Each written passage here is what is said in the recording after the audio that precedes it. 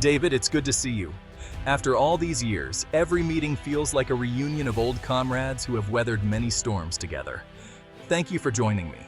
Your presence always brings a sense of perspective and calm, even in the most turbulent times. We've crossed paths in Washington, Jerusalem, and places best left off the record. Our shared experiences have shaped the way we see the world and the stories we tell. You've always provided clarity, which is rare. In a world full of noise, your insights cut through the confusion. Today, we're witnessing a moment that will be etched into history. It's one of those days that future generations will read about and ask us where we were. It's a day of reunions, but also a reminder of deep scars. The pain of separation lingers, even as families embrace once more. Before we dive into politics, I want to acknowledge the human element. Behind every headline, there are real people, real stories, and real suffering. For you, this isn't just news, it's personal. Your friends and family have lived this nightmare for over a year, feeling every moment of uncertainty and fear. I remember our late-night talks after the initial attacks. The despair was real. We searched for answers, for hope, and sometimes just for understanding. Now, as dozens of hostages come home, it feels surreal. The images of reunions are almost too powerful for words, a testament to the endurance of the human spirit. It speaks to the resilience of a people who have faced existential threats for generations. Their strength is woven into the fabric of their daily lives. This moment feels like a chapter turning. A new day is dawning, but the shadows of the past are never far behind.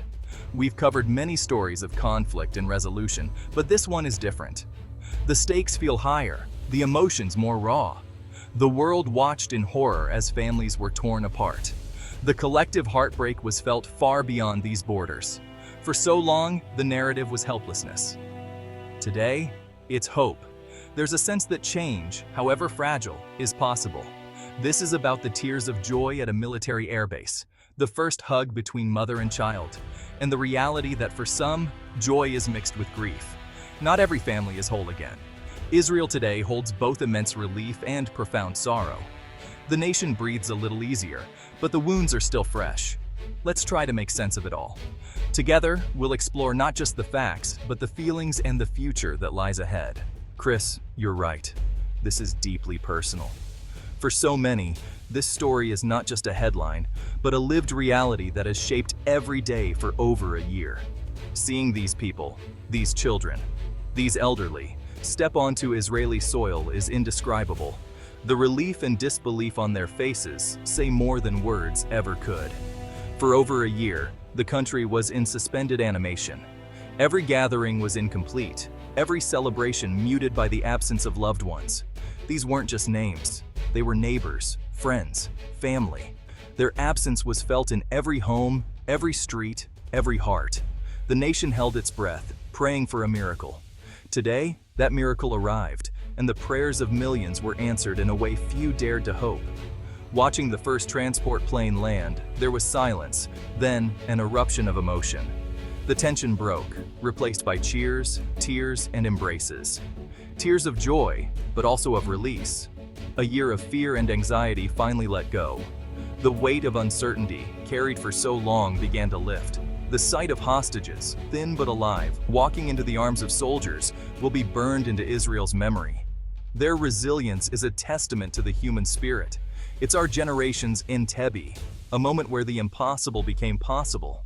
A story that will be told for decades, inspiring hope and courage. But this joy is complicated. For every family celebrating, others mourn. The pain of loss is woven into the fabric of this day. This is the duality of life in Israel, triumph shadowed by loss. Every victory is tinged with remembrance for those who did not return. The celebrations are quiet, filled with sacred relief. There is gratitude, but also a deep respect for the cost paid. Today reaffirms a core tenet of Israeli identity. We do not leave our people behind. This promise is at the heart of the nation's unity. The lengths Israel goes to redeem a single captive is hard for outsiders to grasp, but it's the essence of the social contract. It is a commitment that binds generations together. Today, that contract was honored in the most dramatic way. The nation stood together, united in purpose and hope. The world and Israelis themselves are reminded of who they are. In moments of crisis, their identity is forged and revealed. This is a day that will never be forgotten. Its echoes will shape the nation's story for years to come. David, let's be frank. The world was watching, and the odds were stacked against any breakthrough. Many doubted a deal of this magnitude was possible. The skepticism was palpable, echoing through newsrooms and living rooms alike. The demands seemed impossible, the partners untrustworthy.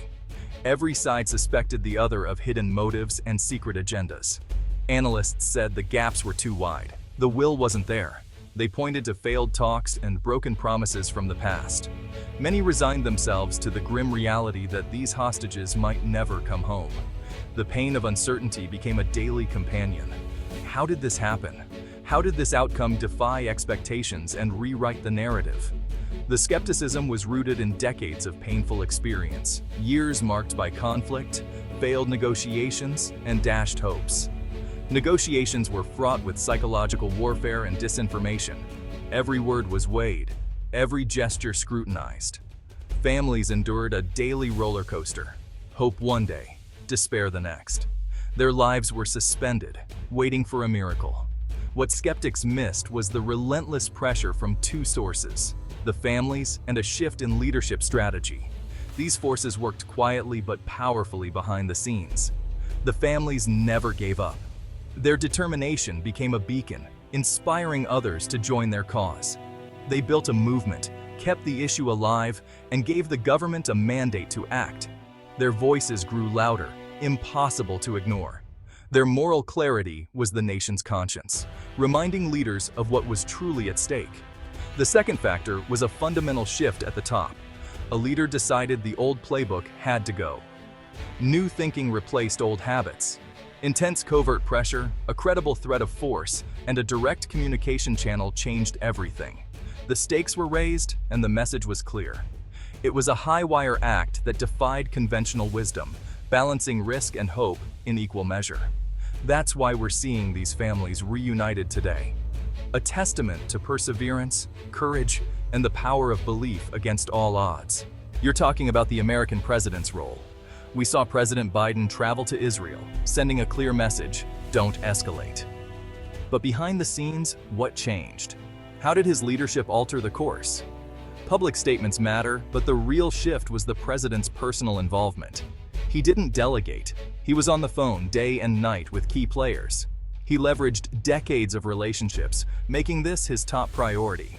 When the US president makes something personal, it changes the calculus for everyone. The decisive moment came when negotiations stalled. The president bypassed usual channels, establishing a direct, secret back channel. He sent his most trusted advisor with a clear, non-negotiable framework, backed by security guarantees and credible threats. It was a masterful use of American power and influence. This is what leadership looks like, making tough calls when the stakes are highest. The president put his political capital on the line, knowing the risks. He chose to act, absorbing the risk himself. That single decision broke the stalemate and brought people home. It was a true profile in courage. The president's commitment was more than rhetoric. It was a promise kept.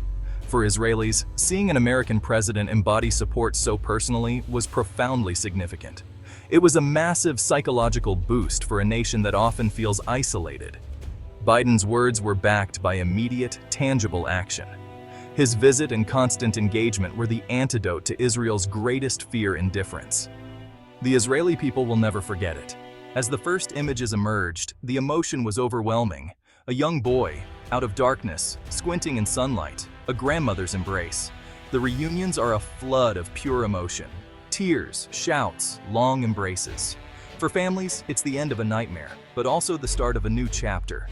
Beneath the euphoria is deep trauma. Survivors need immense psychological and medical support. The government has set up dedicated facilities to help them heal. The person who returns is not the same as the one taken. Reintegration is a challenge. Life moved on, but for them, time stood still. There will be struggles and setbacks, but also resilience. Their strength inspires the entire nation. Many viewers ask, how can I help? The Hostage and Missing Families Forum stands out for its direct impact. Born from the crisis, it provides advocacy and support for returning hostages and families. They address financial, psychological, and logistical needs. Donating means making a tangible difference, helping families rebuild with dignity. The healing process will take years, and this organization ensures they're not alone. Let's zoom out. What's the broader significance of this moment? The successful release, brokered by the American president, changes Middle East dynamics. It sends a message. American leadership, when focused, achieves the impossible. The U.S.-Israel alliance is now stronger than ever. This was a partnership, not a transaction. Intelligence sharing and coordination reached new heights. This bond will be the bedrock of regional stability. It offers a new model for engagement, peace through strength. This day will be a reference point for future diplomacy.